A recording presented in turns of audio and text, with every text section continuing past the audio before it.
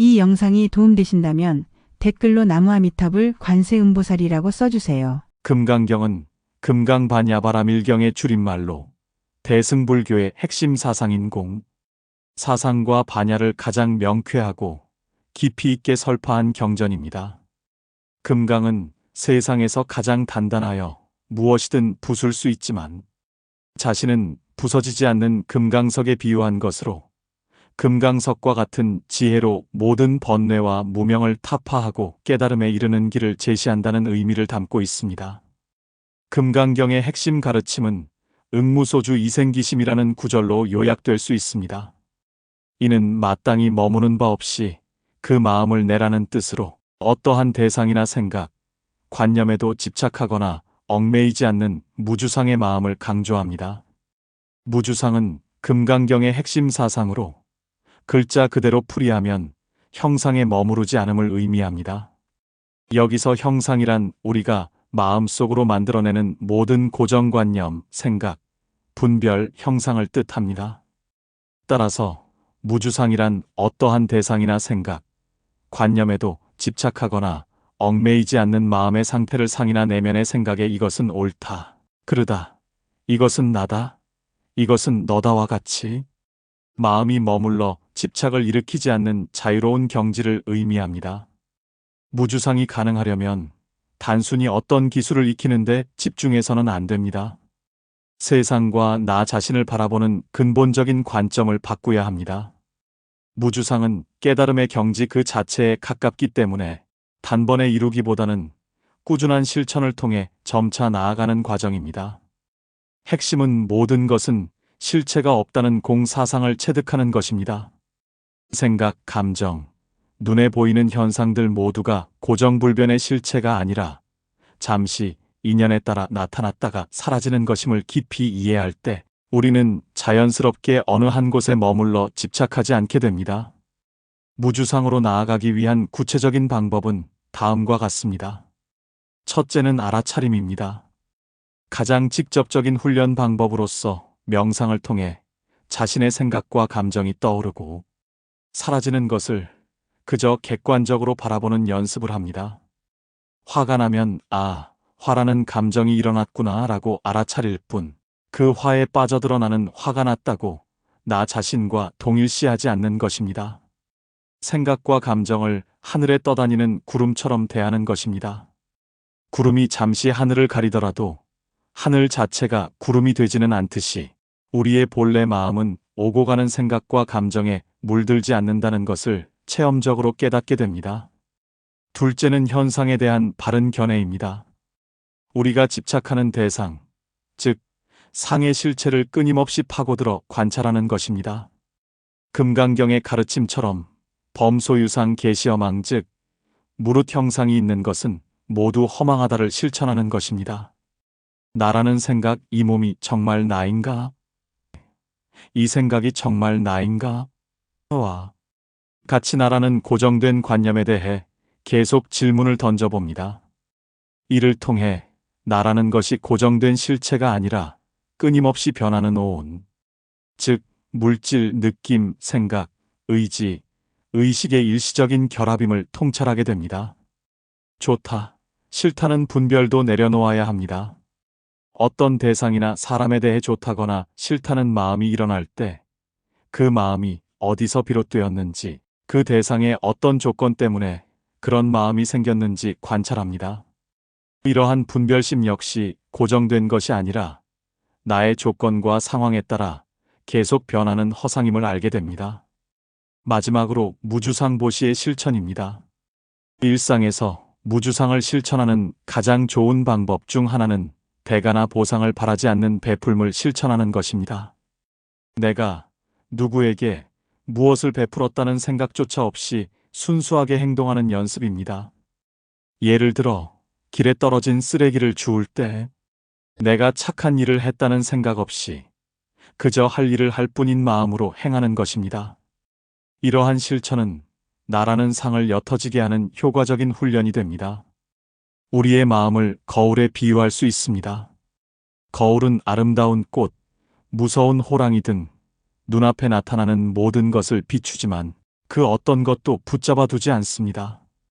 꽃이 사라지면 거울에는 꽃의 형상이 남지 않고 호랑이가 지나가도 두려움이 남지 않습니다. 거울은 그저 비출 뿐 머무르지 않습니다. 무주상의 마음이란 이와 같이 모든 경험과 생각을 비추어 알되 그것에 달라붙어 집착하거나 흔적을 남기지 않는 맑고 깨끗한 마음의 상태를 의미합니다. 금강경이 강조하는 무주상이란 것은 이론적 이해와 꾸준한 수행이 함께 가야 하는 길입니다. 명상을 통해 마음을 관찰하고 지혜로서 모든 현상의 실체가 공함을 통찰하며 일상에서 집착 없이 베푸는 삶을 살아갈 때 비로소 우리는 머무름 없는 자유로운 마음에 가까워질 수 있습니다. 우리가 살아가는 동안 마음속에 단단하게 자리 잡은 4가지 생각이 있습니다. 금강경에서는 이것을 아상, 인상, 중생상, 수자상이라고 부릅니다. 이 4가지 관념은 모든 괴로움이 시작되는 지점이며 실체가 없는 헛개비와 같다고 부처님께서는 말씀하셨습니다. 첫 번째는 아상입니다. 이는 바로 나라는 생각에 집착하는 마음을 말합니다. 우리는 태어나면서부터 나라는 존재가 분명히 있다고 믿습니다. 이 몸이 나이고 내 감정이 나이며 내 생각이 곧 나라고 여깁니다. 따라서 내 것이라는 소유욕이 생겨나고 다른 사람과 나를 비교하며 우월감이나 열등감을 느낍니다. 또한 나라는 존재가 상처받을까 두려워하고 늙고 병들어 사라지는 것을 고통스러워합니다. 그러나 부처님께서는 초기 경전인 무아상경에서 나라고 할 만한 고정된 실체는 어디에도 없다고 가르치셨습니다. 우리의 존재는 색, 수, 상, 행, 식이라는 5가지 무더기로 이루어져 있다고 설명하셨습니다. 여기서 색은 우리의 몸과 같은 물질적인 요소를 뜻하고 수는 외부 자극에 대해 즐겁거나 괴롭다고 느끼는 감각작용을 말합니다. 상은 외부 대상을 인식하고 마음속에 특정 이미지를 그리는 표상작용이며 행은 어떤 행동을 하려는 의지작용을 가리킵니다. 마지막으로 식은 이 모든 정신작용을 총괄하는 의식활동을 의미합니다. 부처님께서는 이 5가지 요소 중 그 어느 것도 영원하거나 독립적인 나라고 할 수 없다고 하셨습니다. 몸은 끊임없이 늙고 변하며 감정과 생각 또한 잠시 나타났다가 사라지는 물거품과 같습니다. 이처럼 실체 없는 나를 진짜라고 착각하고 집착하기 때문에 우리는 괴로움에서 벗어나지 못하는 것입니다. 나라는 생각은 우리가 스스로를 가두는 첫 번째 감옥과 같습니다. 두 번째는 인상입니다. 이는 다른 사람이라는 생각에 집착하는 마음입니다. 나라는 관념이 생기면 필연적으로 나가 아닌 존재, 즉 남이라는 관념이 뒤따라 생깁니다. 우리는 다른 사람을 나와는 완전히 분리된 독립적인 존재로 인식합니다. 그래서 우리 편과 남의 편을 나누고 나와 생각이 다른 사람을 미워하거나 배척합니다.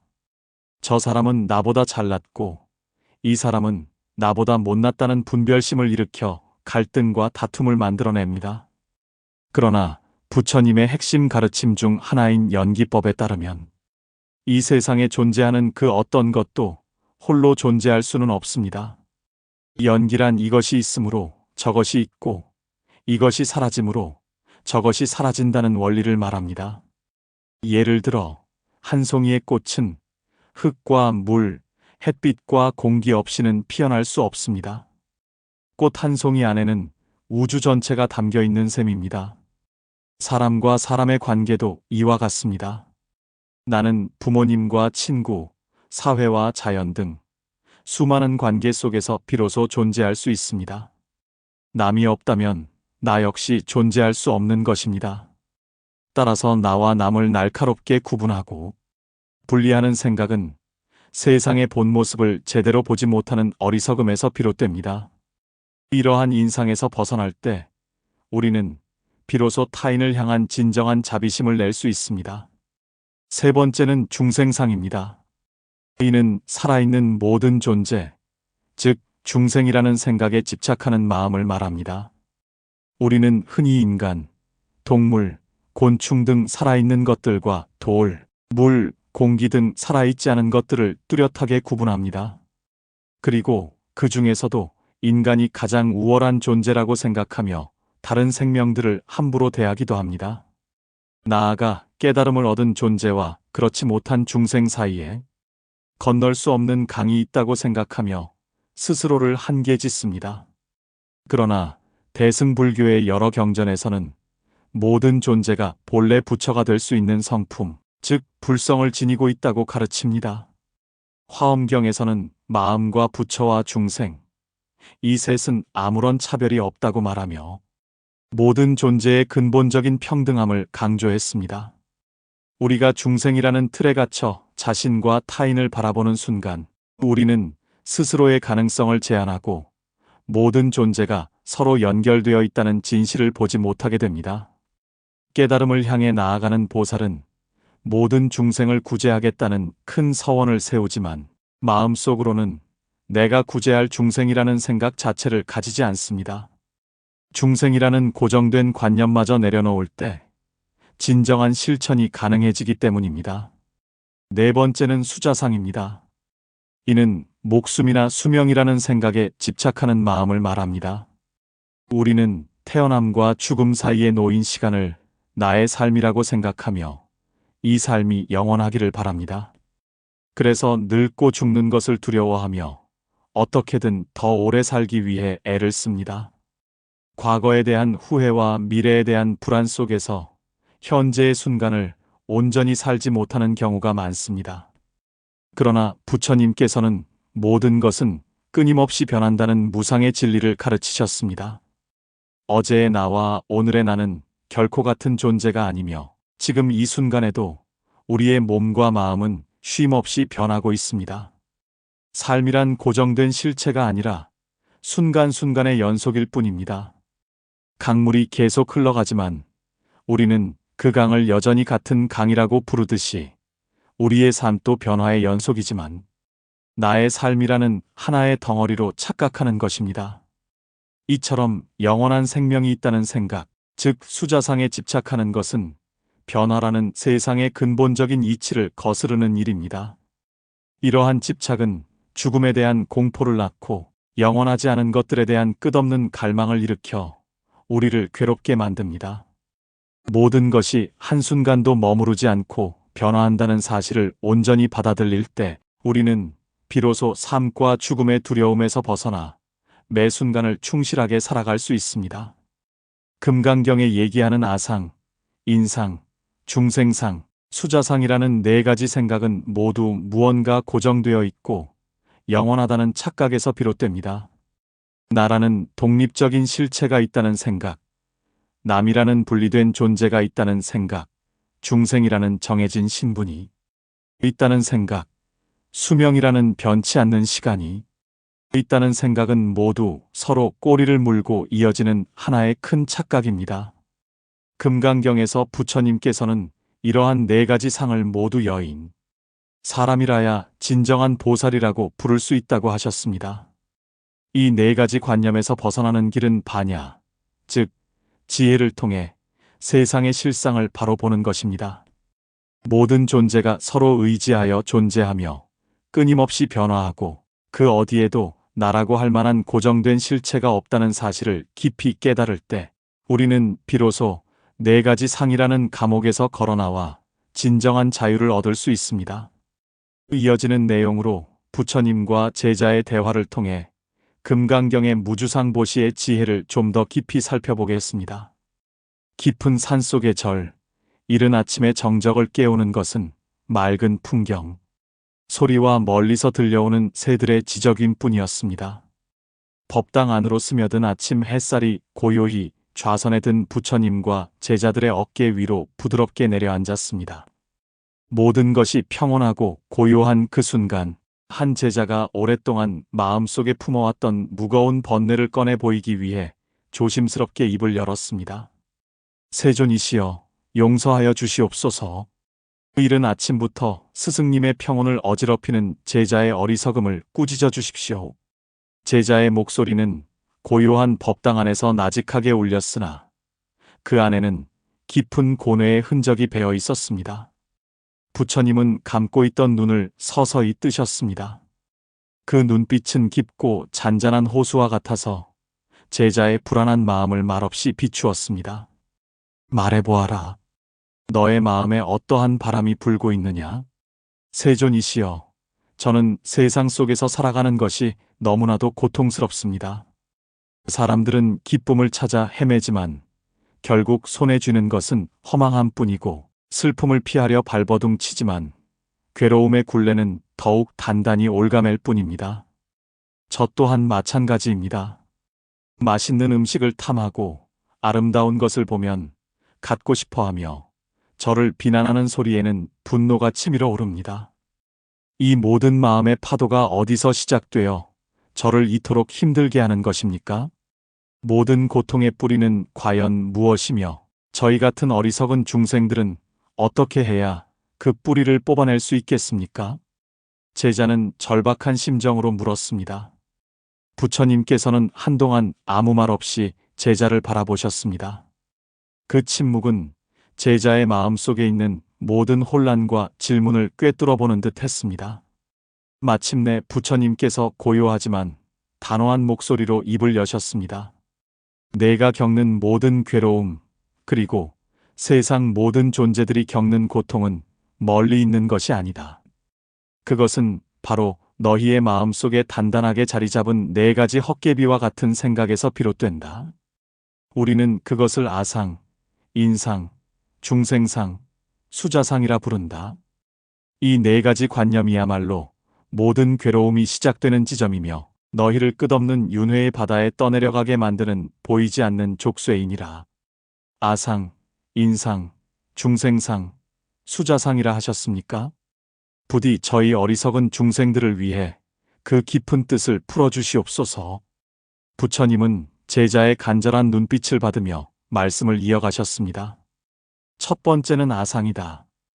이는 바로 나라는 것이 실제로 존재한다는 아주 깊고 완고한 착각을 말한다.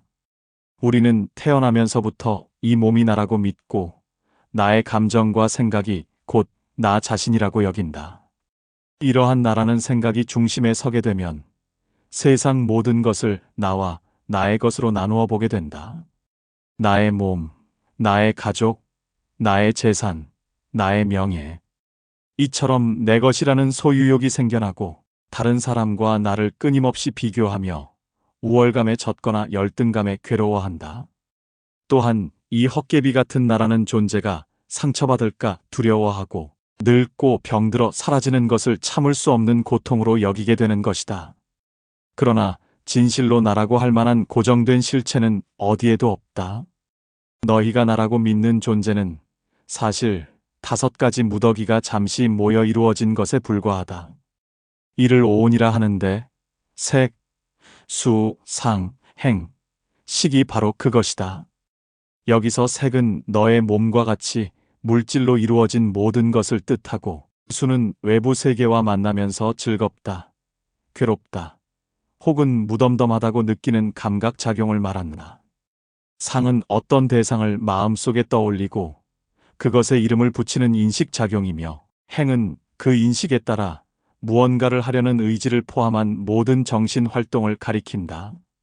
식이라는 것은 모든 감각과 인식, 의지작용을 알아차리는 마음의 바탕이 되는 의식 그 자체를 의미한다. 이 5가지 요소 중 그 어느 것도 영원하거나 독립적인 나라고 할 수는 없다. 너의 몸은 어제의 몸과 이미 다르며 쉼없이 변하고 있다. 너의 감정과 생각 또한 강물처럼 잠시 나타났다가 흔적도 없이 사라지는 물거품과 같다. 이처럼 실체 없는 것들의 일시적인 결합을 진짜 나라고 착각하고 거기에 집착하기 때문에 너희는 괴로움의 첫 번째 감옥에 스스로를 가두는 것이니라. 두 번째는 인상이다.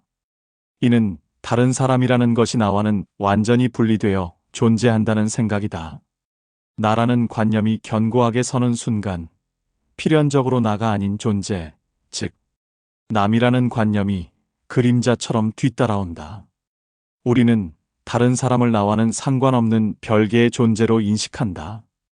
그래서 우리 편과 남의 편을 가르고 나와 생각이 다른 사람을 미워하거나 배척하며 나와 가까운 사람에게는 애착을 일으키고 나와 먼 사람에게는 무관심해진다. 저 사람은 나보다 뛰어나고 이 사람은 나보다 못났다는 분별심을 일으켜 세상에 갈등과 다툼을 만들어낸다. 그러나 세상에 존재하는 그 어떤 것도 홀로 존재할 수는 없다. 나의 핵심 가르침 중 하나는 연기인데, 연기란 이것이 있으므로 저것이 있고 이것이 사라짐으로 저것이 사라진다는 상호이존의 원리를 말한다. 지금 너의 눈앞에 피어있는 한 송이의 꽃을 보아라. 저 꽃은 흙과 물, 햇빛과 공기가 없이는 단 한순간도 존재할 수 없다. 꽃 한 송이 안에는 온 우주가 담겨 있는 것이다. 사람과 사람의 관계도 이와 같다. 나라는 존재는 부모님과 스승, 친구와 사회, 그리고 자연의 수많은 관계 속에서 비로소 나일 수 있다. 남이 없다면 나 역시 존재할 수 없는 것이다. 따라서 나와 남을 칼로 자르듯 구분하고 분리하는 생각은 세상의 참된 모습을 보지 못하는 어리석음에서 비롯된다. 이러한 인상에서 벗어날 때 너희는 비로소 모든 존재를 향한 차별 없는 자비심을 낼 수 있다. 세 번째는 중생상이다. 이는 살아있는 모든 존재, 즉 중생이라는 고정된 신분이나 틀이 있다는 생각에 집착하는 마음이다. 우리는 흔히 깨달음을 얻은 성자와 깨닫지 못한 범부, 인간과 동물, 벌레와 식물 사이에 건널 수 없는 깊은 강이 있다고 생각한다. 그리고 그 중에서도 인간이 가장 우월한 존재라고 여기며 다른 생명들을 함부로 대하고 그들의 고통을 외면한다. 나아가 스스로를 구제받아야 할 어리석은 중생이라는 틀 안에 가두고 자신의 가능성을 제한하기도 한다. 그러나 모든 존재는 본래 부처가 될 수 있는 성품, 즉 불성을 똑같이 지니고 있다. 마음과 부처와 중생, 이 셋은 본질적으로 아무런 차별이 없다. 우리가 중생이라는 이름표를 붙이고 자신과 타인을 바라보는 순간 우리는 모든 존재가 근본적으로 평등하며 서로 연결되어 있다는 위대한 진실을 보지 못하게 된다. 진정으로 깨달음을 향해 나아가는 보살은 모든 중생을 구제하겠다는 큰 서원을 세우지만 그 마음속으로는 내가 구제할 중생이라는 생각 자체를 가지지 않는다. 중생이라는 고정된 관념마저 내려놓을 때 비로소 진정한 실천이 가능해지기 때문이니라. 네 번째는 수자상이다. 이는 목숨이나 수명이라는 것이 실제한다는 생각에 집착하는 마음이다. 우리는 태어남과 죽음 사이에 놓인 시간을 나의 삶이라고 규정하고 이 삶이 영원하기를 간절히 바란다. 그래서 늙고 병들어 죽는 것을 극도로 두려워하며 어떻게든 더 오래 살기 위해 애를 쓴다.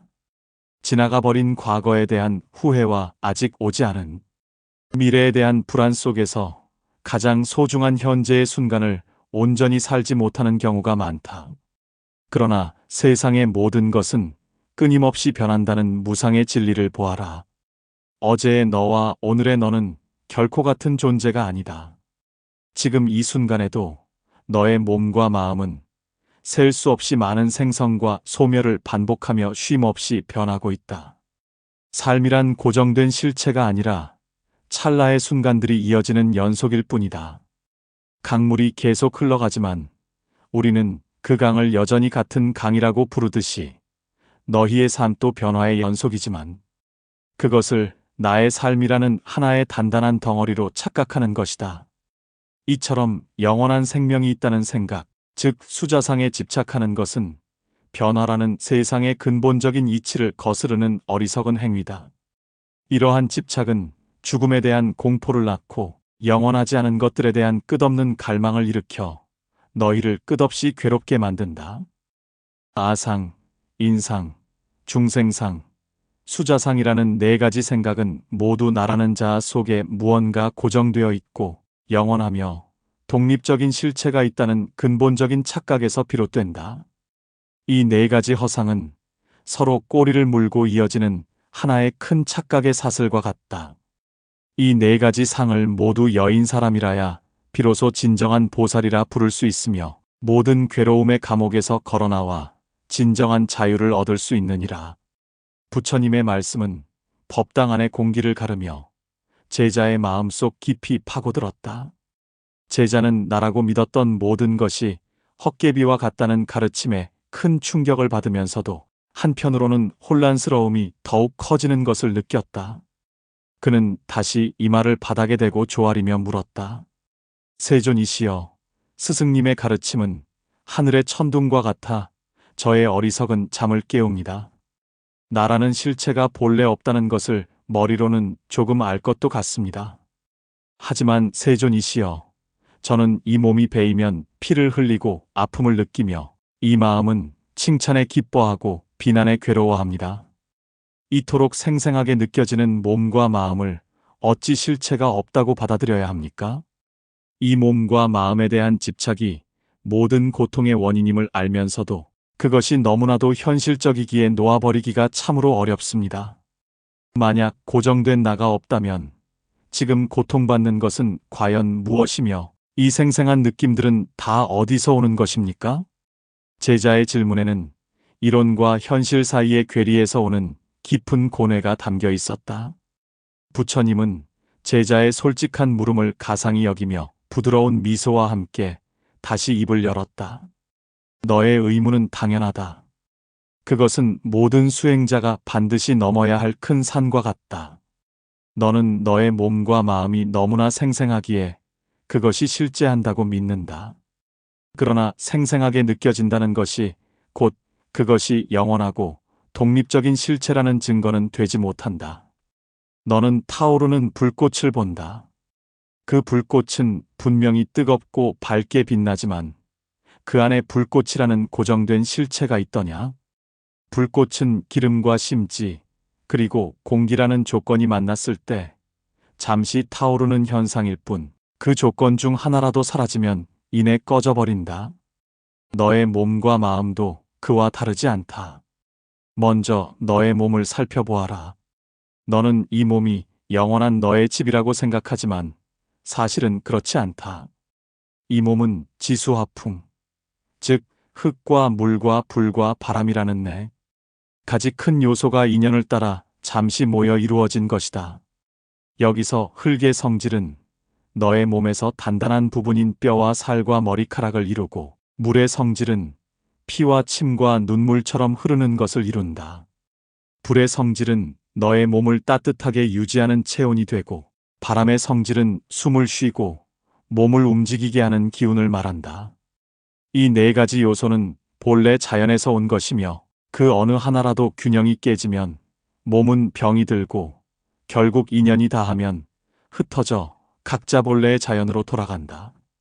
너는 이 몸을 나의 것이라고 주장하지만 사실은 자연으로부터 잠시 빌려 쓰는 것에 불과하다. 이처럼 잠시 뭉쳐진 흙과 물의 집합체, 그 어디에서 변치 않는 나의 실체를 찾을 수 있겠느냐? 몸뿐만 아니라 너의 마음 또한 고정된 형체가 있는 것이 아니다.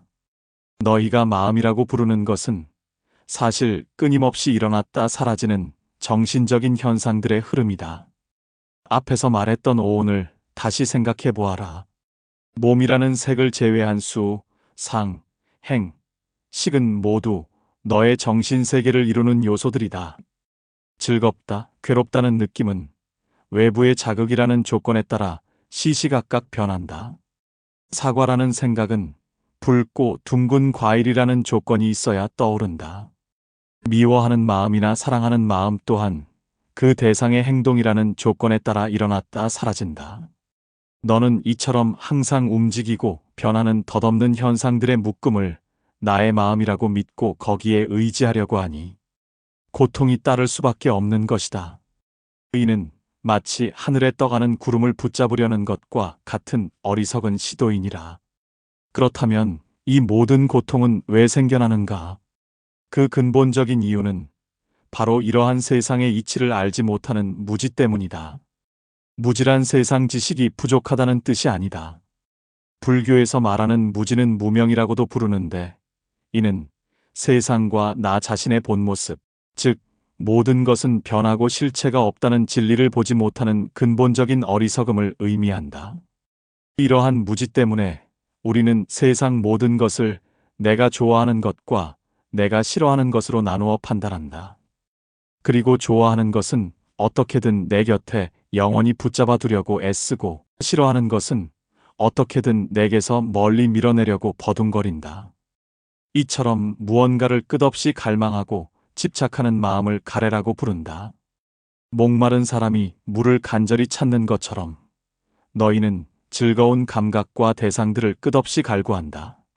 그러나 세상의 이치는 너희의 이런 바람과는 정반대로 움직인다. 모든 것은 반드시 변하기 때문이다. 영원할 것이라고 믿었던 젊음과 건강도 시간의 흐름 속에서 반드시 사라지고, 지금 지극히 사랑하는 사람도 언젠가는 인연이 닿아 헤어지게 된다.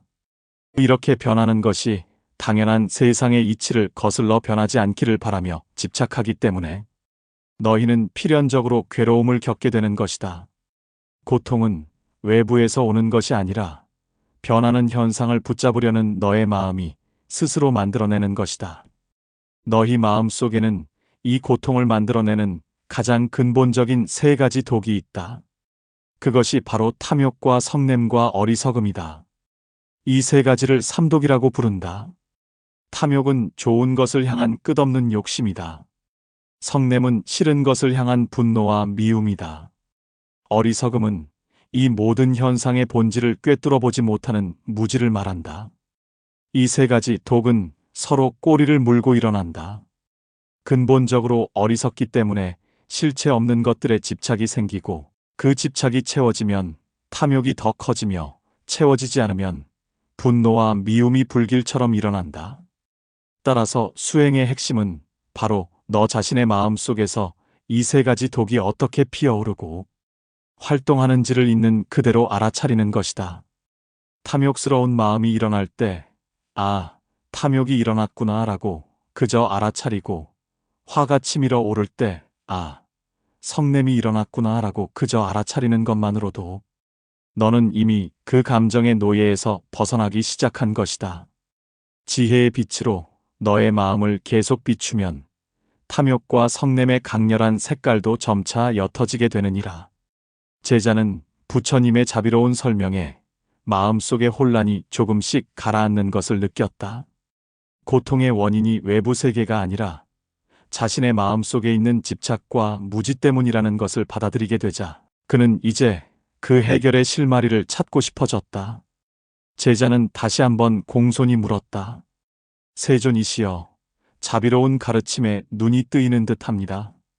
저희의 고통이 무지와 집착에서 비롯된다는 것을 이제야 알겠습니다. 하지만 스승님, 저는 여전히 이 세상 속에서 살아가야 합니다.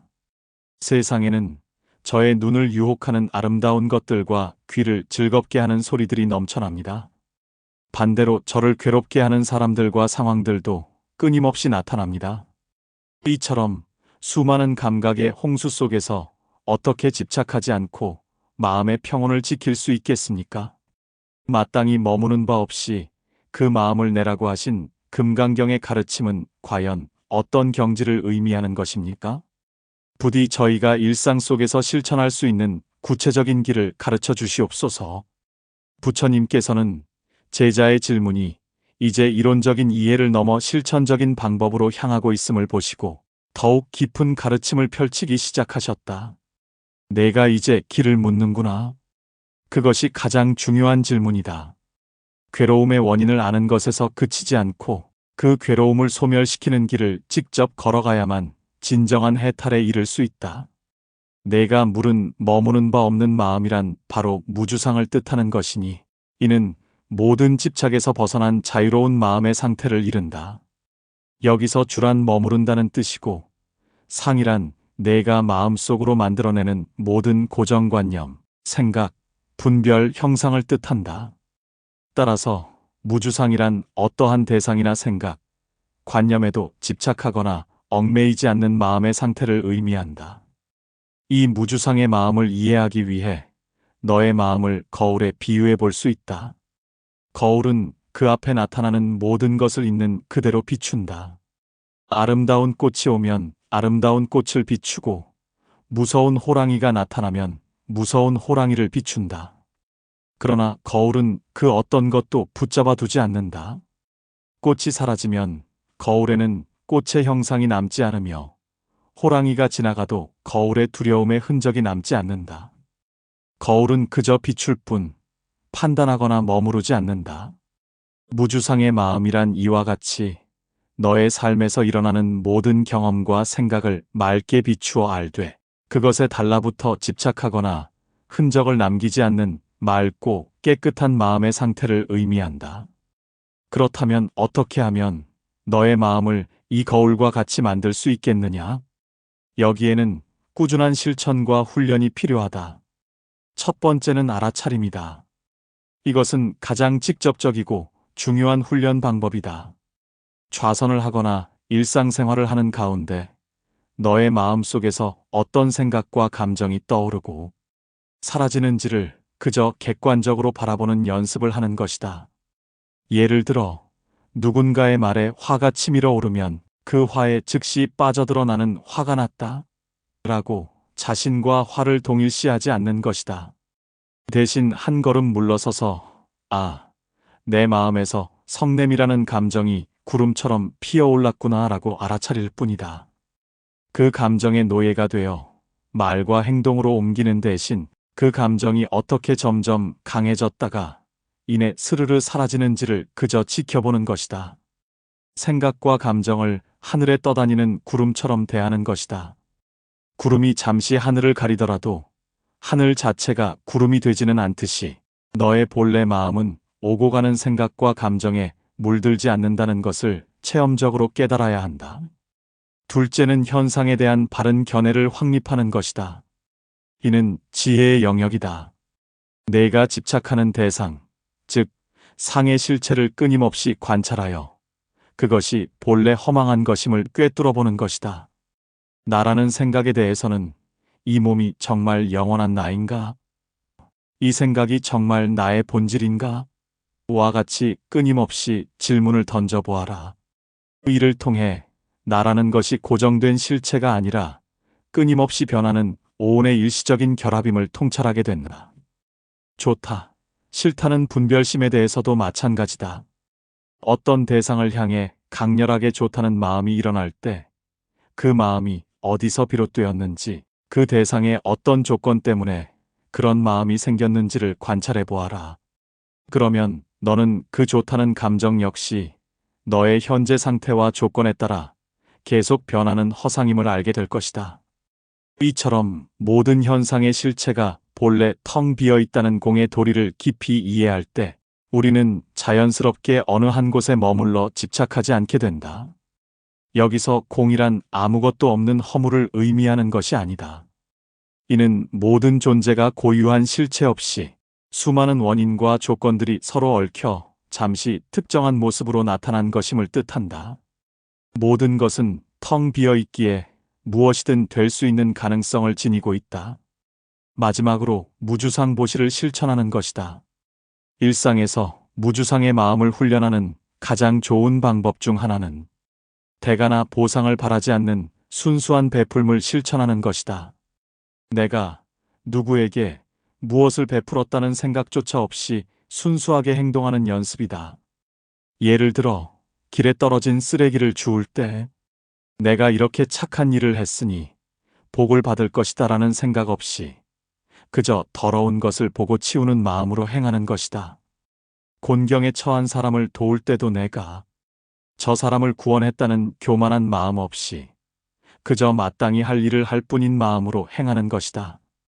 이러한 실천은 너의 마음속 가장 깊은 곳에 자리한 나라는 상을 옅어지게 하는 가장 효과적인 훈련이 되느니라. 이론적인 이해와 꾸준한 수행은 수레의 두 바퀴와 같다. 명상을 통해 너의 마음을 고요히 관찰하고 지혜로서 모든 현상의 실체가 공함을 통찰하며 일상에서 집착 없이 베푸는 삶을 살아갈 때 비로소 너는 머무름 없는 자유로운 마음에 가까워질 수 있다. 그 길은 단번에 이룰 수 있는 것이 아니니 매일 꾸준히 정진해야 하느니라. 부처님의 가르침은 한 줄기 시원한 바람이 되어 제자의 타는 듯한 번뇌를 식혀주었다. 그는 이제 고통의 원인뿐만 아니라 그 고통에서 벗어나는 구체적인 길까지 알게 되었다. 마음에 한 가닥 희망의 빛이 비치는 듯 했다. 그러나 한 가지 풀리지 않는 의문이 남아 있었다. 제자는 용기를 내어 스승에게 물었다. 세존이시여, 한 가지 어리석은 질문을 올리는 것을 허락하여 주십시오. 스승님의 가르침대로 모든 감정과 생각에 머무르지 않고 집착을 내려놓는 수행을 한다면, 그리하여 마침내 모든 괴로움에서 벗어난 경지에 이른다면 그 사람의 마음은 어떤 상태가 되는 것입니까? 그는 더 이상 기쁨이나 슬픔, 사랑과 같은 감정을 느끼지 못하게 되는 것입니까? 만약 그렇다면 그러한 삶이 너무 무미건조하고 차가운 것은 아닌지 두렵습니다. 또한 모든 것에 대한 집착을 버린다면 어떻게 고통받는 다른 중생들을 향한 연민과 자비심을 일으킬 수 있겠습니까? 이는 많은 수행자들이 가지는 가장 중요한 질문이었다. 부처님께서는 제자의 진솔한 두려움을 이해한다는 듯 온화한 눈빛으로 바라보며 그의 의문을 풀어주기 위해 차분히 말씀을 시작하셨다. 너의 질문은 매우 중요하다. 많은 이들이 해탈과 열반을 모든 감정이 사라진 차가운 돌이나 마른 나무와 같은 상태로 오해한다. 그러나 그것은 진실이 아니다.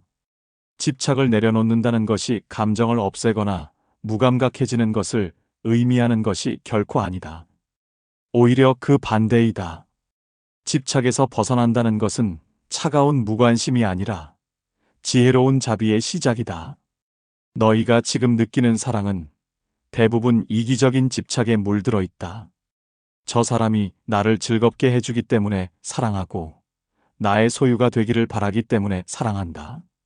그래서 그 사랑은 조건이 바뀌면 쉽게 미움과 원망으로 변질된다. 너희의 슬픔 또한 내가 소중한 것을 잃었다는 상실감과 자기 연민에서 비롯된다.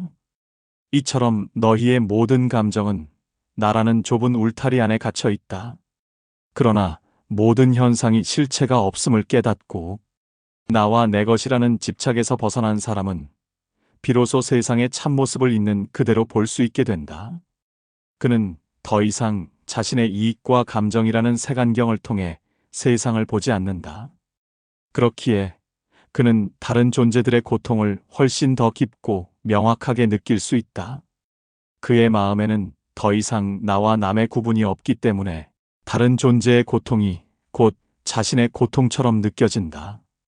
이것이 바로 조건 없고 차별 없는 진정한 자비, 즉 카루나이다. 이는 소유하려는 애착이 아니라 모든 존재가 고통에서 벗어나기를 바라는 순수한 마음의 발현이다.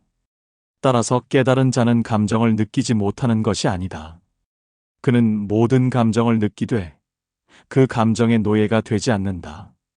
슬픔을 유발하는 상황을 보면 슬픔을 느끼지만 그 슬픔에 빠져 절망하지는 않는다.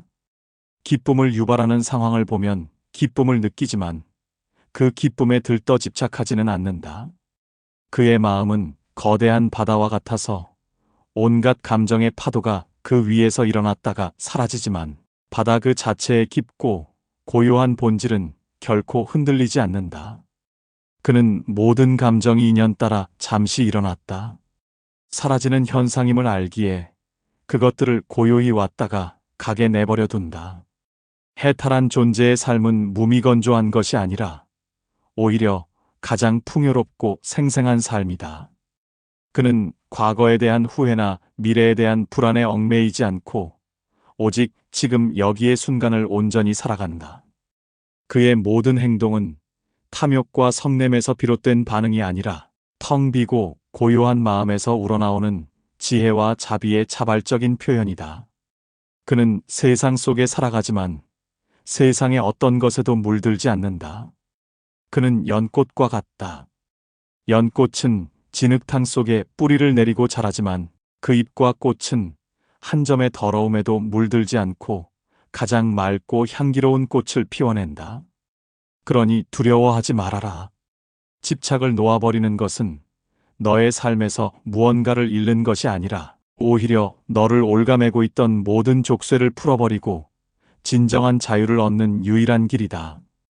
그 길의 끝에는 텅 빈 공허가 있는 것이 아니라 무한한 지혜와 자비로 충만한 평화, 즉 열반이 있을 뿐이다. 그 길은 멀고 험난하게 느껴질 수 있으나 사실은 너의 한 생각 돌이키는 바로 그 자리에 있다. 꾸준히 너의 마음을 들여다보고 실체 없는 것들에 대한 집착을 하나씩 놓아버리는 연습을 계속해 나아가거라. 그리하면 너는 시시각각 변하는 현상들 뒤에 있는 본래 텅 비고 고요하며 자비로 가득한 너의 참된 마음의 본성을 스스로 체험하게 될 것이니라. 부처님의 말씀이 법당 안에 고요히 맴돌았다. 제자는 더 이상 질문할 것이 없었다.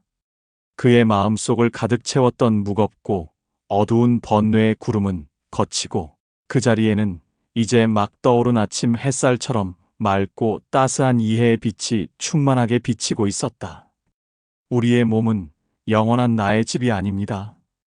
부처님께서는 이 몸이 지수화풍, 즉 흙과 물과 불과 바람이라는 네 가지 요소가 잠시 모여 이루어진 것이라고 말씀하셨습니다.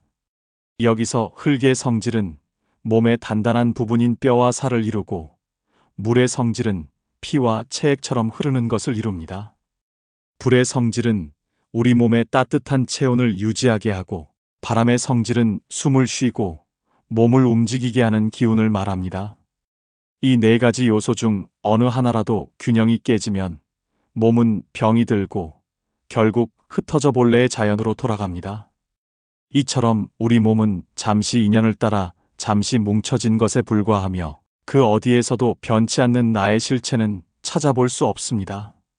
몸뿐만 아니라 우리의 마음 또한 고정된 형체가 있는 것이 아닙니다. 마음이라고 부르는 것은 사실 끊임없이 일어났다 사라지는 정신적인 현상들의 모임입니다. 부처님께서는 우리의 정신 세계를 5가지 무더기, 즉 오온으로 나누어 설명하셨습니다. 오온이란 색, 수, 상, 행, 식을 말합니다. 색은 앞에서 말한 우리의 몸을 가리킵니다. 수는 즐겁다, 괴롭다, 무덤덤하다와 같이 외부 세계와 만나면서 일어나는 여러 가지 느낌을 의미합니다. 상은 어떤 대상을 마음속에 떠올리고 개념을 만드는 인식작용입니다.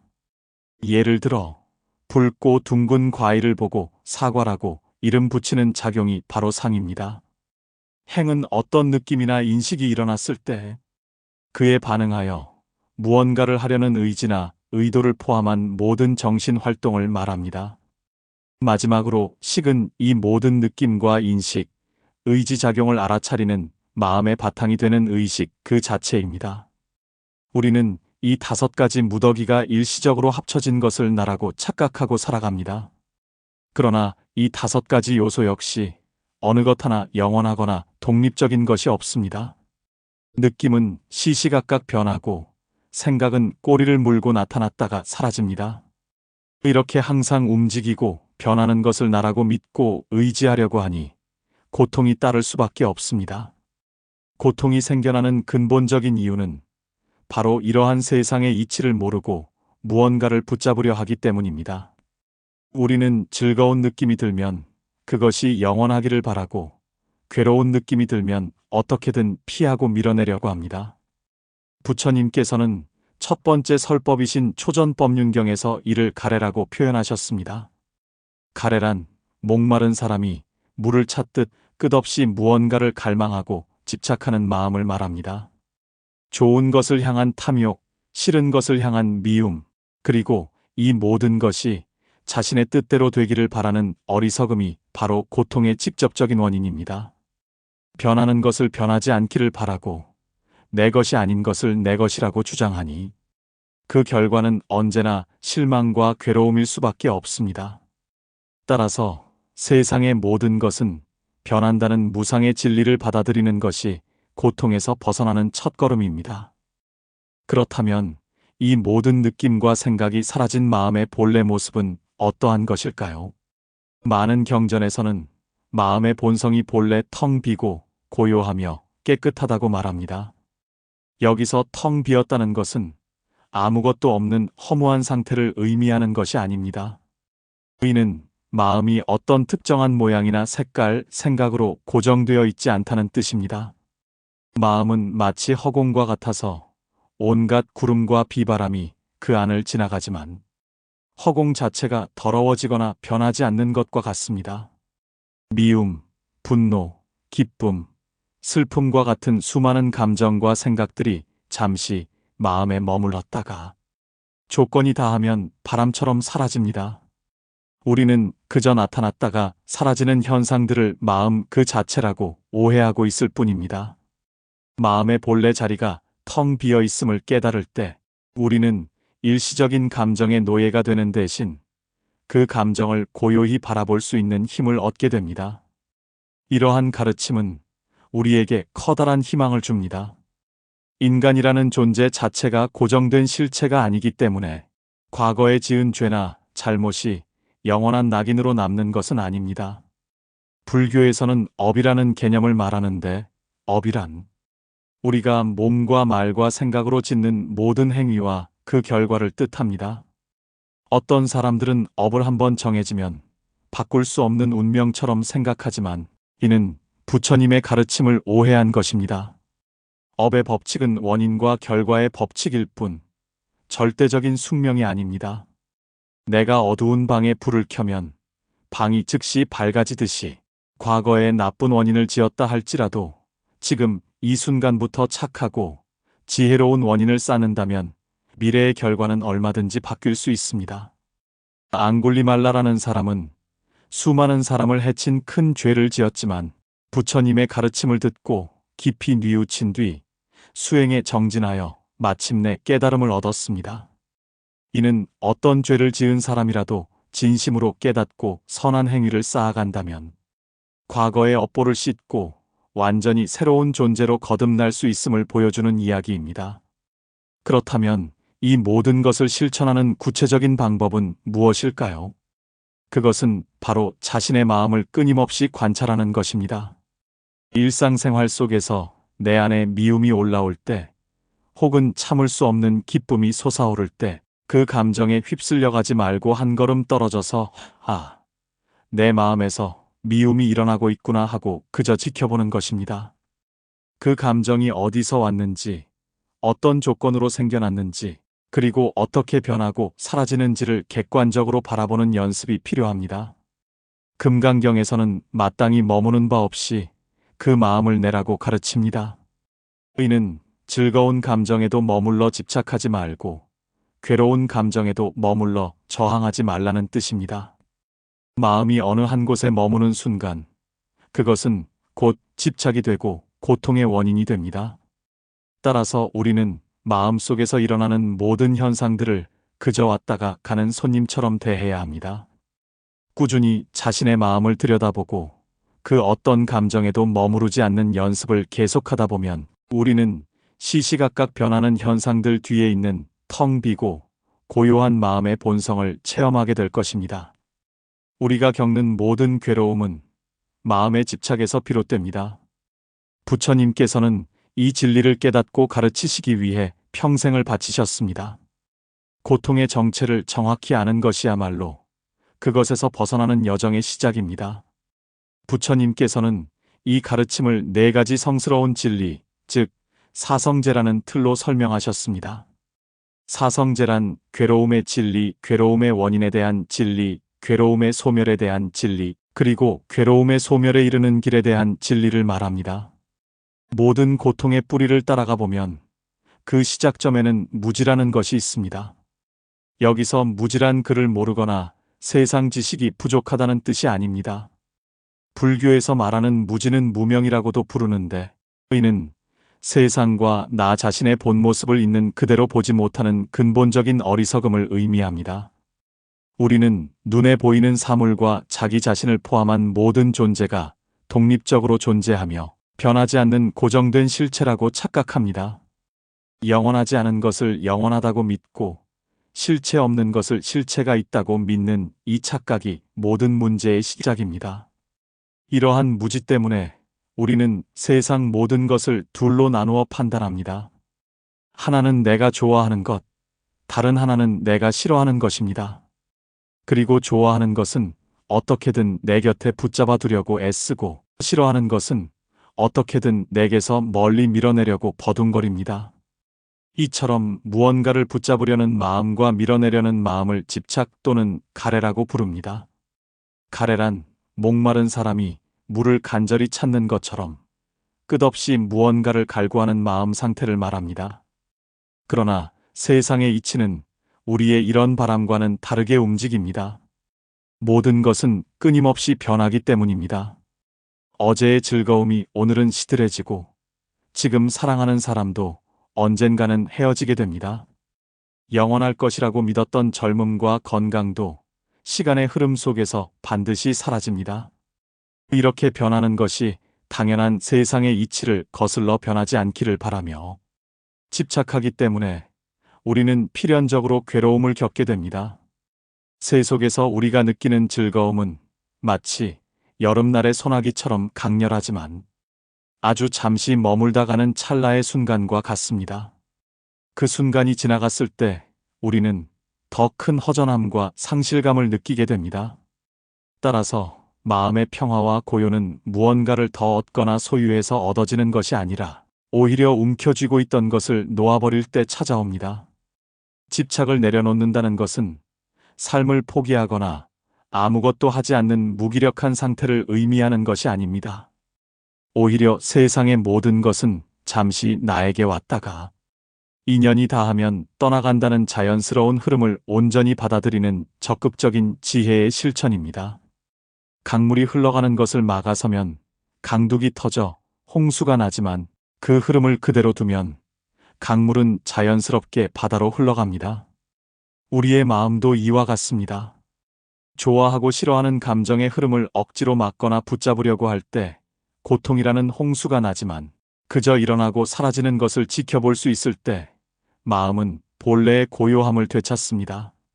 이러한 마음의 고요함을 얻기 위해서는 먼저 내 안에서 무슨 일이 일어나고 있는지를 정확히 알아차려야 합니다. 부처님께서는 우리 마음 속에서 고통을 만들어내는 가장 근본적인 세 가지 독이 있다고 하셨는데, 그것이 바로 탐욕과 성냄과 어리석음입니다. 이 세 가지를 삼독이라고 부릅니다. 탐욕은 좋은 것을 향한 끝없는 욕심입니다. 성냄은 싫은 것을 향한 분노와 미움입니다. 어리석음은 이 모든 현상의 본질을 꿰뚫어 보지 못하는 무지를 말합니다. 이 세 가지 독은 서로 꼬리를 물고 일어납니다. 어리석기 때문에 집착이 생기고, 그 집착이 채워지면 탐욕이 더 커지며, 채워지지 않으면 성냄이 일어납니다. 따라서 수행의 핵심은 바로 자신의 마음 속에서 이 세 가지 독이 어떻게 피어오르고 활동하는지를 있는 그대로 관찰하는 것입니다. 탐욕스러운 마음이 일어날 때, 아, 탐욕이 일어났구나 라고 알아차리고, 화가 치밀어 오를 때, 아, 성냄이 일어났구나 라고 알아차리는 것만으로도 우리는 이미 그 감정의 노예에서 벗어나기 시작한 것입니다. 이러한 관찰을 통해 우리는 집착과 가래의 힘을 점차 약하게 만들 수 있습니다. 마치 햇볕에 옷을 말리면 색이 바래듯이 지혜의 빛으로 마음을 계속 비추면 탐욕과 성냄의 강렬한 색깔도 점차 옅어지게 됩니다. 이 세 가지 독을 완전히 소멸시킬 때 우리는 비로소 모든 괴로움이 사라진 상태, 즉 해탈 또는 열반에 이르게 됩니다. 이 모든 가르침의 바탕에는 나라는 존재는 실체가 없다는 무아의 진리가 깔려 있습니다. 우리가 나라고 굳게 믿는 이 몸과 마음은 사실 독립적으로 존재하는 것이 아니라 수많은 원인과 조건이 만나 잠시 이루어진 것입니다. 부처님께서는 이를 연기의 법칙이라고 설명하셨습니다. 연기란 이것이 있기에 저것이 있고, 이것이 생겨나기에 저것이 생겨난다는 상호이존의 원리입니다. 내가 존재하기 위해서는 부모님이 계셔야 했고, 음식이 있어야 했으며, 공기가 있어야 합니다. 내 생각 하나조차도 내가 읽은 책, 내가 만난 사람들, 내가 속한 사회의 영향을 받지 않은 것이 없습니다. 이처럼 온 우주가 그물망처럼 엮여서 서로가 서로를 존재하게 하는 것이 세상의 본 모습입니다. 따라서 그 어디에서도 다른 것과 분리된 독립적이고 영원한 나는 찾아볼 수 없습니다. 나라는 생각 자체가 가장 근본적인 집착이자 착각인 것입니다. 이 연기의 법칙을 깊이 깨달을 때 우리는 나와 내 것이라는 좁은 울타리에서 벗어나 모든 존재가 서로 다르지 않다는 것을 알게 됩니다. 그리고 이러한 이해는 나와 남을 가르는 이기심을 녹이고 타인을 향한 자비심의 바탕이 됩니다. 모든 고통에서 벗어나는 길은 무지에서 깨어나 세상의 실상을 바로 보고 실체 없는 것들에 대한 집착을 내려놓는 지혜를 기르는 것에 있습니다. 우리가 살아가는 세상은 감각을 중심으로 움직입니다. 눈은 아름다운 것을 보려 하고, 귀는 즐거운 소리를 들으려 하며, 혀는 맛있는 음식을 탐합니다. 우리는 이러한 감각적인 쾌락을 행복이라고 여기며, 그것을 얻기 위해 일생의 많은 시간과 노력을 사용합니다. 반대로 불쾌한 감각은 어떻게든 피하려고 애쓰며, 그것을 고통이라고 규정합니다. 그러나 부처님께서는 이러한 감각에 의존하는 삶은 결코 진정한 평화에 이를 수 없다고 가르치셨습니다. 왜냐하면 우리가 의지하는 모든 감각적 경험은 본질적으로 무상하기 때문입니다. 무상이란 모든 것은 영원하지 않고 반드시 변하며 결국에는 사라진다는 진리를 말합니다. 아무리 황홀한 기쁨도 언젠가는 끝나고 아무리 맛있는 음식도 곧 그 맛이 사라집니다. 이렇게 잠시 머물다 사라지는 것들에 마음을 두고 그것이 영원하기를 바라기 때문에 우리는 실망과 괴로움을 반복해서 겪게 됩니다. 따라서 모든 괴로움에서 벗어나는 해탈에 이르기 위해서는 이 감각의 무상함을 철저히 깨닫고 그것에 대한 집착을 내려놓아야 합니다. 감각을 내려놓는다는 것은 감각기관을 없애거나 세상을 등지고 살라는 의미가 아닙니다.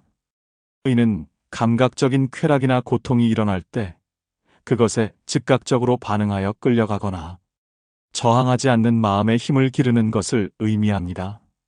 즐거운 느낌이 들 때 그것에 빠져 더 갈망하지 않고 괴로운 느낌이 들 때 그것을 밀어내려고 성내지 않는 것입니다. 그저 모든 감각적 경험을 있는 그대로 알아차리고 그것이 본래 변하고 사라지는 성질을 가졌음을 지켜보는 것입니다. 이러한 관찰이 깊어지면 감각적 쾌락이 주는 강렬한 자극은 점차 빛이 바랜 것처럼 느껴지게 됩니다.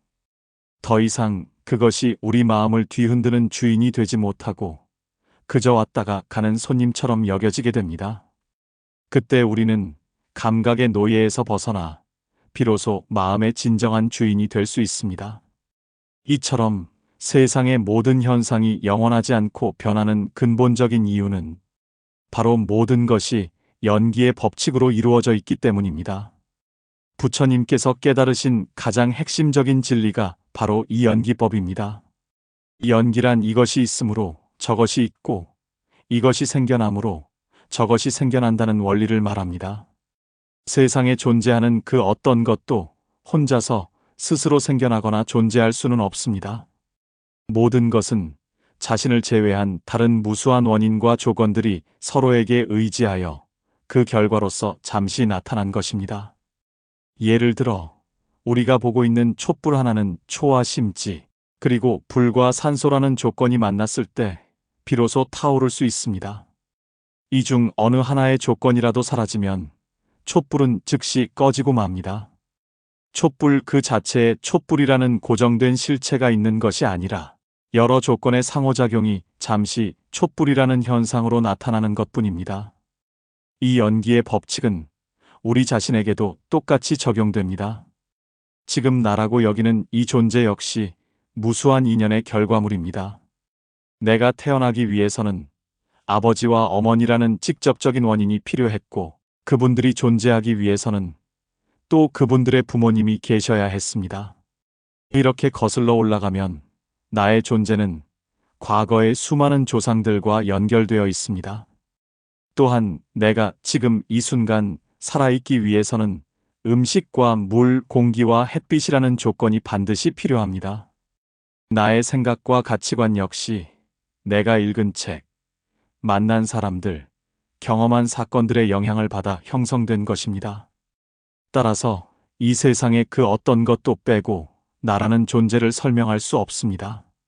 이처럼 스스로 존재하는 것은 아무것도 없으며 모든 것은 서로에게 기대어 의지하고 있습니다.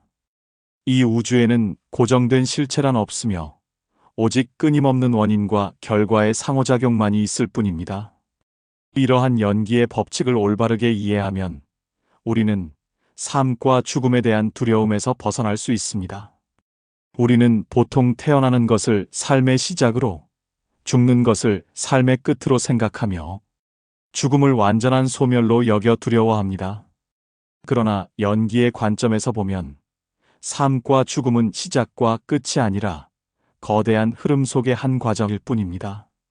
어제와 오늘이 단절된 것이 아니라 이어져 있듯이 전생의 행위가 원인이 되어 금생의 내가 결과로 나타났고 금생의 행위가 다시 원인이 되어 다음 생의 결과를 만들어냅니다. 죽음이란 이 몸을 구성했던 지수와 풍의 네 가지 요소가 흩어져 각자의 자리로 돌아가는 자연스러운 과정일 뿐 존재의 완전한 끝이 아닙니다. 마치 낡은 옷을 벗고 새 옷으로 갈아입는 것처럼 우리의 의식은 과거의 업에 따라 새로운 조건과 인연을 만나 다시 태어납니다. 생로병사, 즉 태어나고 늙고 병들고 죽는 것 역시 우리가 피할 수 없는 거대한 인연의 법칙인 것입니다. 비단 생로병사뿐만 아니라 우리가 일상에서 경험하는 모든 일들 또한 연기의 법칙을 벗어나지 않습니다. 부와 명예도 나의 노력뿐만 아니라 사회적인 상황과 주변 사람들의 도움, 그리고 과거로부터 지어온 수많은 인연들이 합쳐져야만 얻을 수 있는 일시적인 결과물입니다. 그 조건들이 흩어지면 부와 명예는 언제든 사라질 수 있습니다. 우리가 느끼는 사랑과 미움이라는 감정 또한 마찬가지입니다. 어떤 사람을 사랑하는 마음은 그 사람의 특정 행동이나 모습이라는 조건에 반응하여 일어난 것입니다. 그러나 그 조건이 변하면 사랑했던 마음은 언제든 미움으로 바뀔 수 있습니다. 이처럼 우리의 삶을 구성하는 모든 것은 복잡하게 얽힌 인연의 그물망 속에서 잠시 나타났다가 사라지는 현상들의 연속입니다. 이 진리를 깨달을 때 우리는 더 이상 결과에 집착하며 일희일비하지 않고 모든 현상을 차분히 받아들이며 매 순간 좋은 원인을 심는 데 집중할 수 있게 됩니다. 우리 자신을 포함하여 이 세상의 모든 것은 고정된 실체가 없습니다. 우리가 나라고 부르는 존재, 저기 서 있는 나무, 단단해 보이는 책상, 그 어느 것 하나도 홀로 독립적으로 존재하는 것은 없습니다. 이 심오한 진리를 불교에서는 공이라고 말합니다. 여기서 공이란 아무것도 없는 텅 빈 허물을 의미하는 것이 아닙니다.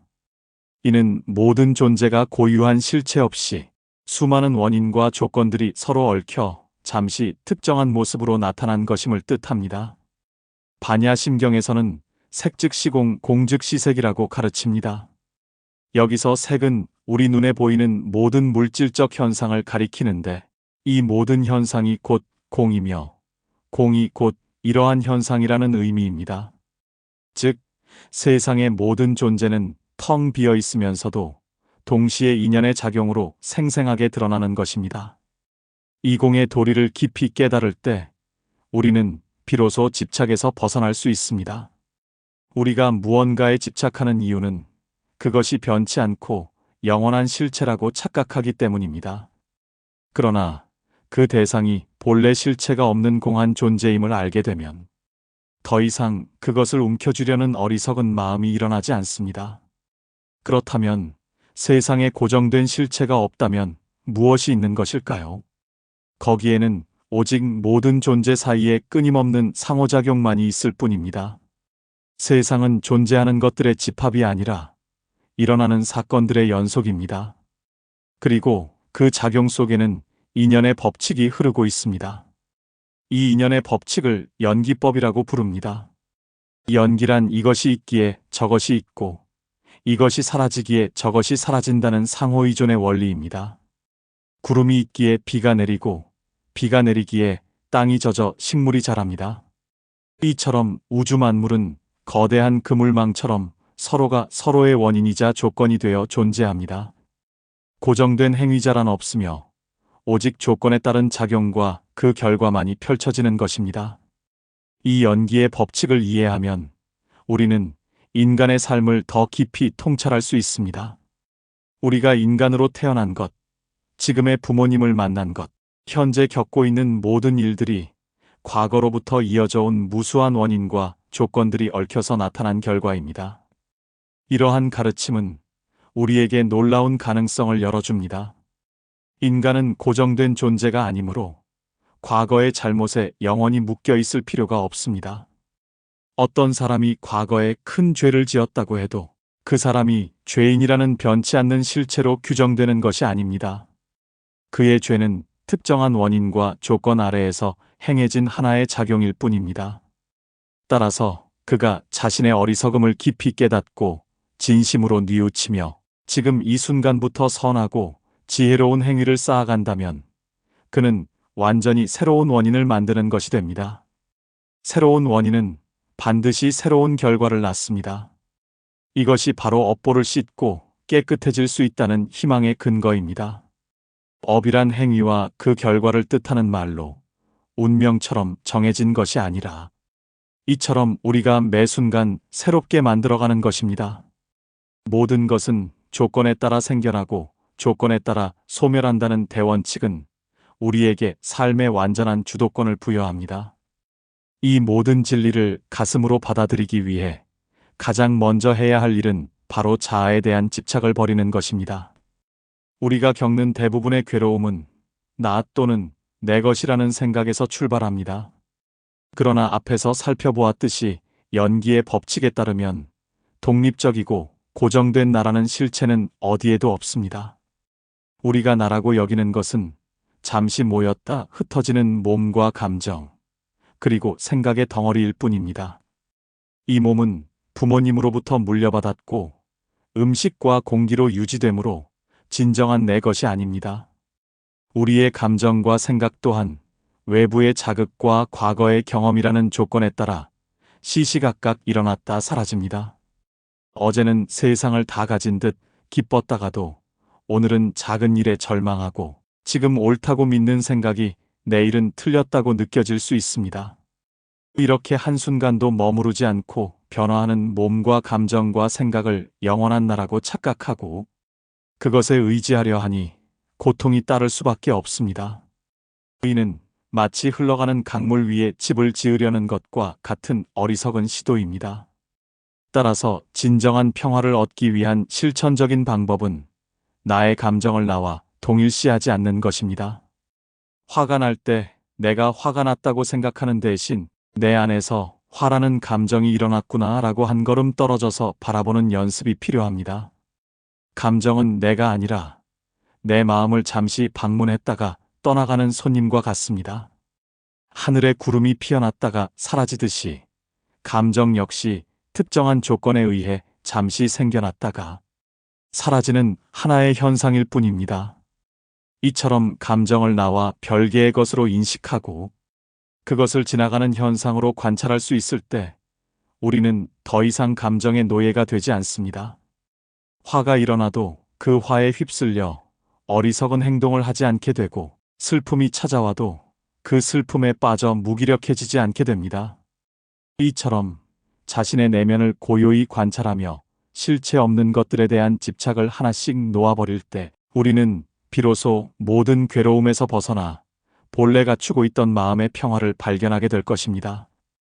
어떤 이들이 얘기하는 것처럼 세상은 어떤 절대적인 존재의 의지에 따라 움직이지 않습니다. 세상은 원인과 결과라는 인연에 따라 지극히 합리적이고 공정하게 흘러갑니다. 불교에서는 이 근본적인 원리를 연기 법칙이라고 부릅니다. 연기란 이것이 있으므로 저것이 있고 이것이 생겨나므로 저것이 생겨난다는 상호이존의 원리를 말합니다. 모든 존재와 현상은 홀로 존재하지 않으며 수많은 원인과 조건들이 서로 얽혀 잠시 그 모습을 드러내는 것입니다. 우리의 삶과 죽음, 그리고 우리가 경험하는 기쁨과 슬픔 또한 이 거대한 인과 관계의 그물망 안에서 펼쳐지는 하나의 현상입니다. 이러한 연기 법칙에 따라 신들이 거주하는 여러 하늘 세계는 분명히 존재합니다. 불교에서 말하는 천상은 육도를 벗어나지 못한 중생들이 태어나는 즐거운 세계입니다. 그 세계의 천신들은 과거 인간 세상에 있을 때 다른 존재를 향한 자비심을 바탕으로 선한 업을 쌓은 결과로 그곳에 태어납니다. 그들은 인간보다 훨씬 길고 행복한 수명을 누립니다. 그들의 세계는 고통이 거의 없고 원하는 것을 쉽게 얻을 수 있으며 아름다운 환경과 감각적인 즐거움으로 가득합니다. 따라서 그들의 세계는 언뜻 영원한 천국처럼 보일 수 있습니다. 그러나 천상계가 영원한 안식처는 아닙니다. 그들 역시 과거에 쌓았던 선한 업의 힘으로 그 세계에 잠시 머물고 있을 뿐입니다. 천상의 신들은 극도의 쾌락 속에서 살아가기 때문에 모든 것은 변한다는 세상의 근본적인 진리를 잊기 쉽습니다. 그들은 자신들의 행복이 영원할 것이라고 착각하며 더 이상의 지혜를 닦거나 선한 행위를 쌓는 노력을 게을리하는 경우가 많습니다. 그러다가 마침내 과거에 쌓았던 선한 업의 결과가 다 소진되면 그들 또한 죽음을 맞이합니다. 죽음 후에는 자신이 지은 또 다른 업에 따라 다시 인간이나 아수라 혹은 그보다 더 낮은 세상으로 떨어지며 윤회의 수레바퀴 속으로 되돌아갑니다. 그럼에도 불구하고 천상의 존재들은 모든 괴로움의 근본 원인인 무지와 가래에서 완전히 벗어나지 못했습니다. 여기서 무지란 세상과 자신의 참모습을 제대로 보지 못하는 어리석음을 뜻하고, 가래란 즐거운 것을 끊임없이 갈망하고 집착하는 마음을 말합니다. 그들은 여전히 이 근본적인 번뇌의 뿌리를 가지고 있기 때문에 그들의 행복은 조건에 따른 일시적인 것일 뿐 완전한 평화가 아닙니다. 따라서 그들은 우리에게 궁극적인 해탈을 가져다 줄 수 없습니다. 그들 자신도 아직 윤회라는 큰 흐름 속에 갇혀 있는 존재이기 때문입니다. 그렇기에 천상의 신들에게 의지하여 궁극적인 구원을 바라는 것은 헛된 기대입니다. 반대로 극심한 고통이 가득한 지옥 또한 존재합니다. 불교의 지옥 또한 스스로의 어리석음과 악한 업으로 인해 가게 되는 곳입니다. 어떤 절대자가 죄를 심판하여 보내는 형벌의 장소가 아닙니다. 지옥에서의 고통은 자신이 지은 악한 행위의 결과가 고스란히 자신에게 돌아온 것입니다. 극심한 분노와 증오심으로 다른 존재의 생명을 해치거나 심각한 고통을 주었던 행위들이 지옥의 끔찍한 환경과 고통을 만들어내는 직접적인 원인이 됩니다. 하지만 불교의 가르침은 영원한 형벌만을 이야기하지 않습니다. 지옥에서의 고통 역시 영원하지 않습니다. 그 끔찍한 고통을 겪는 동안 자신이 지었던 악한 업의 힘이 점차 소진되면 그 기간이 아무리 길더라도 언젠가는 끝나게 됩니다. 지옥의 삶이 끝난 존재는 다시 자신의 다른 업에 따라 새로운 세상에 태어나게 됩니다. 이처럼 윤회라는 큰 흐름 속에서 천상과 지옥은 영원한 목적지가 아니라 잠시 머무는 정거장과 같습니다. 선한 행위는 우리를 위로 끌어올리고 악한 행위는 우리를 아래로 끌어내리며 우리는 이 두 정거장 사이를 오르내리는 여행을 반복하고 있는 것입니다. 스스로 자신의 잘못을 깊이 뉘우치고 올바른 길로 나아가고자 노력한다면 과거에 어떤 악한 행위를 저질렀더라도 그 고통에서 벗어날 수 있는 가능성은 언제나 열려 있습니다. 진정한 자유는 이처럼 즐거움과 괴로움의 양극단을 오가는 윤회의 굴레 그 자체를 벗어나는 데 있습니다. 진정으로 영원한 기쁨과 자유를 얻으려면 천상에 태어나는 것을 목표로 삼을 것이 아니라 윤회의 굴레에서 완전히 벗어나야 합니다. 붓다는 바로 이 끝없는 생사의 윤회라는 감옥을 완전히 벗어난 존재입니다. 그는 완전한 깨달음을 얻어 모든 번뇌와 괴로움의 뿌리를 없앴습니다. 붓다는 더 이상 천상과 지옥을 포함한 육도의 그 어떤 세상에도 다시 태어나지 않는 완전한 자유를 성취했습니다. 깨달음의 지혜는 천상의 즐거움에도 지옥의 고통에도 머무르지 않습니다. 그것은 모든 상대적인 개념과 이원적인 분별을 초월한 절대적인 평화의 상태입니다. 붓다의 가르침은 바로 이 길을 우리에게 보여줍니다. 그의 가르침은 깨달음을 얻고자 하는 모든 존재에게 차별 없이 열려 있습니다. 우리에게 필요한 것은 외부의 어떤 신적인 존재에게 구원을 비는 것이 아니라 우리 자신의 마음을 안으로 돌이켜보는 것입니다. 모든 문제의 원인과 그 해결의 열쇠는 바로 우리 자신의 마음에 있기 때문입니다. 지금 이 순간의 생각과 행동 하나하나가 미래의 자신을 만들어갑니다. 따라서 우리는 매 순간 깨어있는 마음으로 자신의 의도를 살피고 선한 행위를 실천하며 지혜를 개발함으로써 윤회의 사슬을 스스로 끊어낼 수 있습니다. 모든 살아있는 존재의 삶은 한 번의 죽음으로 끝나지 않고 윤회를 통해 계속 이어집니다. 하나의 생이 마무리되면 또 다른 생이 곧바로 시작되는 끝없는 과정이 반복됩니다. 이것을 윤회라고 부릅니다. 존재들은 6가지의 세상 중 한 곳에서 다음 생을 맞이하게 되는데 그 6가지 세상을 육도라고 칭합니다. 육도는 가장 높은 세상부터 차례대로 천상, 아수라, 인간, 축생, 악귀, 지옥계로 이루어져 있습니다. 어떤 존재가 이 6세상 중 어디에서 다음 생을 시작할지는 결코 우연히 결정되지 않습니다. 또한 어떤 신적인 존재가 심판을 통해 결정하는 것도 아닙니다. 다음 생의 모습은 오로지 살아생전 자신이 행한 행위에 의해서만 결정됩니다. 선한 행위를 쌓은 존재는 즐거움이 가득한 세상으로 나아가고 악한 행위를 쌓은 존재는 괴로움이 가득한 세상으로 나아갑니다. 이처럼 다음 생을 결정하는 행위의 힘을 업이라고 부릅니다. 초기 경전인 앙구따라 니까야에서 부처님께서는 나는 의도적인 행위가 바로 업이라고 말한다라고 명확하게 정의하셨습니다. 여기서 가장 중요한 것은 의도라는 부분입니다. 어떤 결과를 가져오는 힘을 가진 업은 단순히 몸이나 말로 행한 모든 움직임을 뜻하는 것이 아닙니다. 그 행위 속에 담겨 있는 의도, 즉 마음의 의지가 바로 업의 본질입니다. 예를 들어 길을 걷다가 실수로 벌레를 밟아 죽인 것과 마음속에 사리를 품고 의도적으로 벌레를 죽인 것은 행위의 결과는 같지만 그 안에 담긴 의도가 완전히 다릅니다. 따라서 업의 무게 또한 다를 수밖에 없습니다.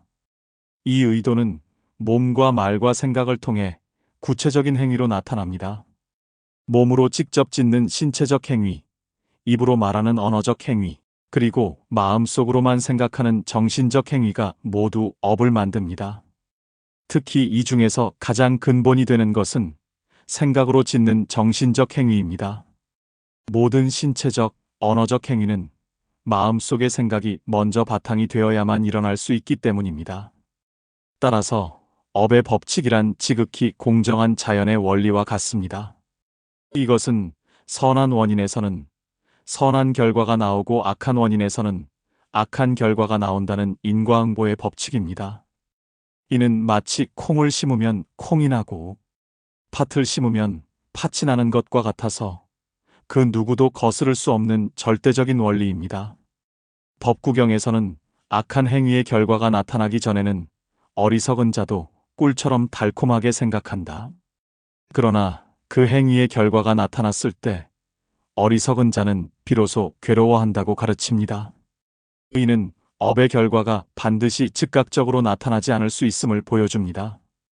어떤 업은 바로 현생에서 그 결과를 받기도 하지만 어떤 업은 다음 생에, 또 어떤 업은 아주 먼 미래의 생에서 그 결과를 받게 됩니다. 그렇기 때문에 때로는 악한 사람이 부귀영화를 누리고 선한 사람이 고통받는 것처럼 보이는 불공평한 일들이 세상에서 벌어지기도 합니다. 그러나 이것은 아직 과거에 지었던 선한 업의 결과가 남아있거나 지금 짓고 있는 악한 업의 결과가 나타나지 않았을 뿐입니다. 업의 법칙은 시간을 초월하여 작용하므로 자신이 지은 행위의 결과는 그 누구도 피할 수 없으며 언젠가 반드시 스스로 받게 됩니다. 그럼에도 불구하고 업은 정해진 운명이나 숙명을 의미하지 않습니다. 과거에 지은 업의 결과는 피할 수 없지만 현재 이 순간 어떤 마음으로 어떤 행위를 할 것인지는 전적으로 자신에게 달려 있기 때문입니다. 과거의 행위가 현재의 나를 만들었듯이 현재의 행위는 미래의 나를 만들어 갑니다. 따라서 우리는 매 순간 선한 의도를 가지고 몸과 말과 생각을 다스림으로써 미래의 삶을 더 나은 방향으로 이끌어갈 수 있습니다. 육도윤회의 가장 높은 세상은 천상계입니다.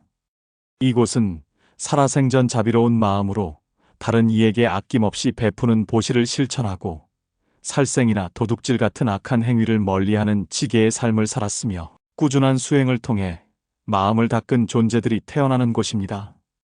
천상계의 삶은 우리가 상상하기 어려운 기쁨과 행복으로 가득 차 있습니다.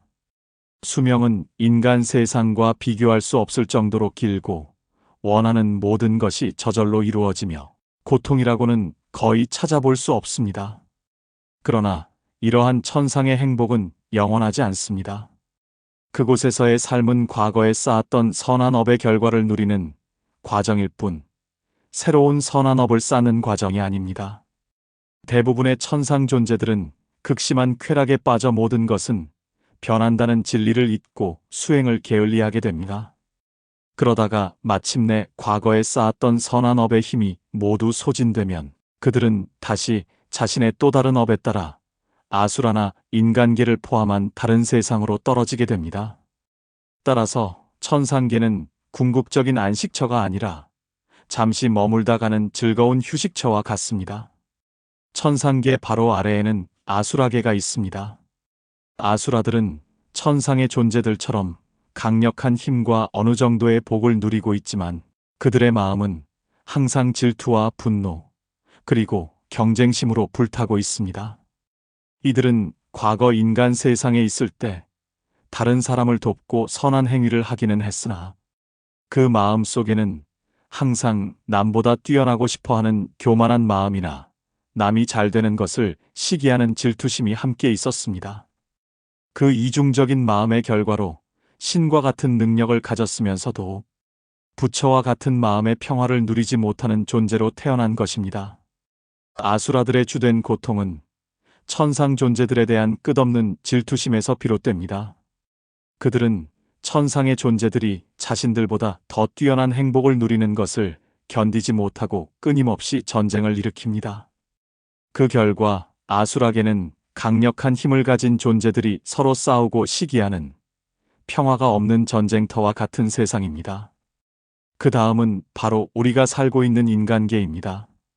수많은 세상 중에서 인간으로 태어나는 것은 매우 드물고 귀한 일이라고 부처님께서는 여러 경전에서 강조하셨습니다.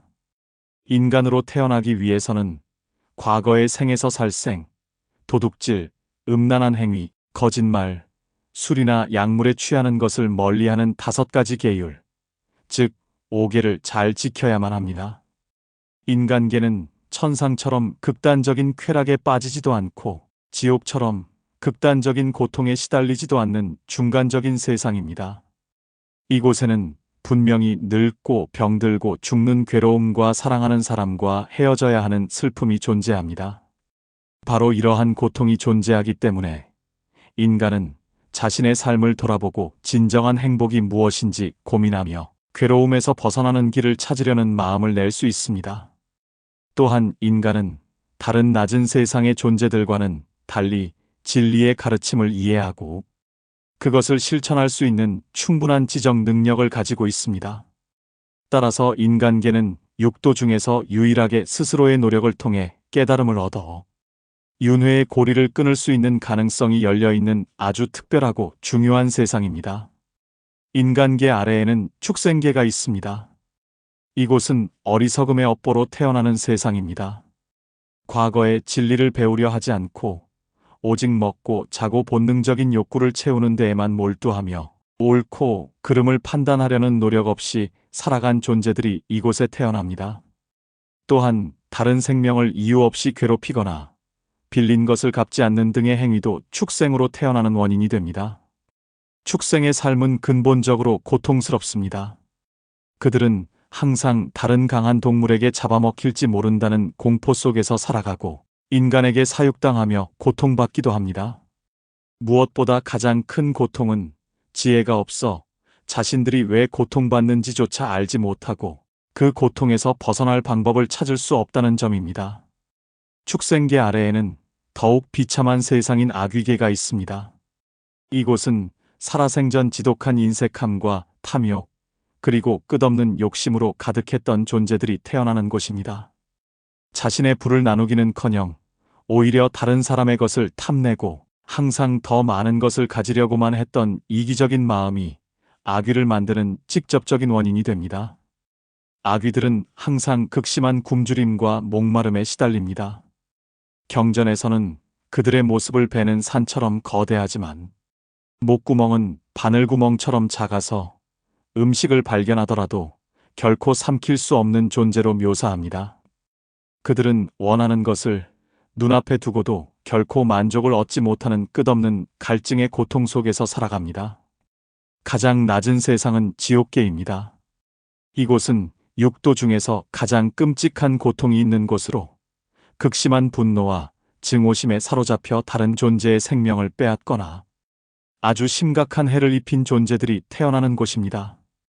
부모를 해치거나 깨달음을 얻은 성인에게 해를 입히는 등의 무거운 악업을 지은 자들이 이곳으로 향합니다. 지옥은 그 종류가 매우 다양하여 뜨거운 불길에 몸이 타는 고통을 겪는 곳도 있고 살을 애는 듯한 추위 속에서 고통받는 곳도 있습니다. 지옥의 고통은 상상할 수 없을 정도로 극심하고 그 기간 또한 매우 깁니다. 그러나 지옥에서의 삶 역시 영원한 벌은 아닙니다. 그곳에서 끔찍한 고통을 겪으며 과거에 지었던 악한 업의 힘이 모두 소진되고 나면 그 존재는 다시 다른 세상에 태어나 새로운 삶을 시작하게 됩니다. 이처럼 육도의 모든 세상은 그곳에서의 삶이 즐겁든 고통스럽든 영원하지 않다는 공통점을 가지고 있습니다. 모든 세상은 자신이 지은 업의 결과에 따라 잠시 머무는 장소일 뿐, 그 어떤 곳도 영원한 안식처가 될 수는 없습니다. 이 끝없이 돌고 도는 생사의 순환을 삼사라라고 부릅니다. 따라서 부처님의 가르침의 궁극적인 목표는 단순히 선한 업을 쌓아 천상계와 같은 좋은 세상에 태어나는 것이 아닙니다. 더 높은 차원의 목표는 의도적인 행위, 즉 업을 만들어내는 근본적인 원인인 탐욕과 성냄, 그리고 어리석음이라는 세 가지 마음의 독을 완전히 소멸시키는 것입니다. 이 세 가지 독을 완전히 제거하여 더 이상 윤회하는 원인을 만들지 않게 되었을 때 비로소 우리는 육도의 모든 세상을 벗어나 완전한 평화와 자유의 상태인 열반에 도달하게 됩니다. 깨달음을 향한 수행은 조용한 선방에 앉아 있을 때만 하는 특별한 행위가 아닙니다. 진정한 수행의 장은 바로 우리의 일상 그 자체입니다. 불교에서는 예로부터 행주좌화라는 말을 통해 수행이 삶의 모든 순간에 녹아 있어야 함을 강조했습니다. 여기서 행주좌화란 걷고, 머물고, 앉고, 눕는 네 가지 기본적인 자세를 의미하며 더 나아가 우리의 삶에서 일어나는 모든 활동을 포함하는 말입니다. 따라서 진정한 수행자에게는 아침에 눈을 떠서 다시 잠자리에 들기까지의 모든 시간이 수행의 시간이 됩니다. 중요한 점은 이 모든 자세와 활동 중에 수행의 마음 자세를 잃지 않고 계속해서 유지하는 것입니다. 이것이 바로 마음을 한 곳에 모으는 집중과 수행에 깊이 몰입하는 것의 기본 바탕이 됩니다. 이러한 수행의 핵심 원리는 부처님의 초기 경전인 대념처경에 명확하게 나타나 있습니다. 대념처경은 알아차림 수행의 근본이 되는 가르침으로 여기서 부처님께서는 몸의 네 가지 자세를 취할 때 각각 나는 지금 걸어가고 있다. 나는 지금 서 있다. 나는 지금 앉아 있다. 나는 지금 눕고 있다라고 그 상태를 있는 그대로 분명하게 알아차리라고 가르칩니다. 여기서 알아차린다는 것은 머리로 생각하거나 분석하는 것이 아닙니다. 예를 들어 걷고 있다고 알아차릴 때는 발이 땅에서 떨어지고 앞으로 나아가고 다시 땅에 닿는 일련의 과정에서 일어나는 감각들, 그리고 그 움직임을 만들어내는 몸 전체의 미세한 변화를 그저 있는 그대로 지켜보는 것을 의미합니다. 이처럼 수행의 핵심은 바로 지금 이 순간에 대한 알아차림입니다. 알아차림 수행을 올바르게 하기 위해서는 반드시 지켜야 할 철칙이 있습니다. 그것은 지나간 과거의 일을 떠올리며 후회하거나 그리워하지 않고 아직 오지 않은 미래의 일을 미리 계획하며 불안해하거나 기대하지 않는 것입니다. 수행의 대상은 오직 지금 이 순간, 바로 여기에서 일어나고 있는 몸의 감각, 마음의 상태, 그리고 떠오르는 생각들 뿐입니다. 우리의 마음은 습관적으로 과거와 미래를 오가며 방황하지만 알아차림은 그 마음을 현재라는 단단한 기둥에 묶어두는 역할을 합니다. 이러한 알아차림은 걷거나 서거나 앉거나 눕는 기본적인 자세는 물론이고 일상에서 일어나는 모든 행위에 적용되어야 합니다. 가령 무언가를 갖고 싶다는 욕망이 마음속에서 일어나는 것을 알아차리고 어떤 주제에 대해 생각이 이어지는 것을 알아차리며 다른 사람과 말을 하고 있을 때 그 말하는 행위 자체를 알아차립니다. 또한 음식을 먹을 때는 음식의 맛과 향, 씹는 감각을 알아차리고 팔을 뻗어 물건을 잡을 때는 팔이 움직이고 손이 물건에 닿는 모든 과정을 알아차려야 합니다. 이처럼 모든 육체적인 행위와 정신적인 행위, 그 자체를 어떤 판단이나 평가도 없이 있는 그대로 분명하게 알아차리는 것이 중요합니다. 특히 올바른 수행을 위해서는 모든 행위의 이면을 꿰뚫어보는 통찰이 필요합니다. 그것은 바로 우리의 모든 행위 이전에는 반드시 그것을 하고자 하는 의도가 먼저 일어난다는 사실을 아는 것입니다. 예를 들어 우리가 손을 들어 컵을 잡으려고 할 때 실제로 손이 움직이기 직전에 마음속에서는 손을 들어 컵을 잡아야겠다는 아주 미세하고 빠른 의도가 먼저 발생합니다. 알아차림 수행이 깊어지면 바로 이 의도가 일어나는 순간을 포착할 수 있게 됩니다. 따라서 의도가 있고 그 의도에 따른 신체적 혹은 언어적 행위가 있고 그리고 이 모든 과정을 지켜보는 알아차림이 있습니다. 이 세 가지가 하나의 묶음으로 이루어짐을 자각하는 것이 매우 중요합니다. 의도를 알아차리는 것은 우리가 습관적이고 자동적으로 반응하며 살아가는 삶의 방식에서 벗어나 의식적이고 주체적인 삶을 살아갈 수 있게 하는 전환점이 됩니다. 이러한 알아차림 수행은 특정한 시간을 정해두고 하는 것이 아니라 아침에 잠에서 깨어나는 순간부터 시작하여 밤에 잠자리에 들기 직전까지 모든 시간을 수행의 시간으로 삼아 끊임없이 이어가야 합니다. 이렇게 바로 앞순간의 알아차림과 바로 뒷순간의 알아차림이 끊어짐 없이 연속되고 앞순간의 집중력과 뒷순간의 집중력이 계속 이어져 마음들이 한순간도 놓침없이 연속함을 분명하게 알게 될 때 수행이 무르익게 됩니다.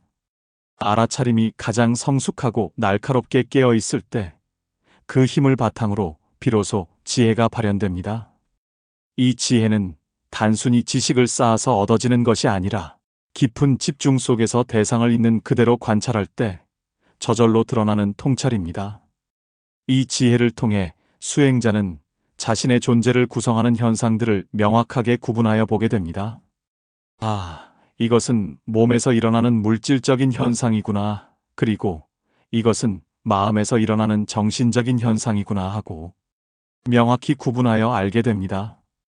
예를 들어 무릎에 통증이 느껴질 때 통증이라는 감각 자체는 물질적인 현상이고 그 통증에 대해 아프다, 괴롭다라고 반응하는 마음의 느낌은 정신적인 현상임을 분리해서 볼 수 있게 되는 것입니다.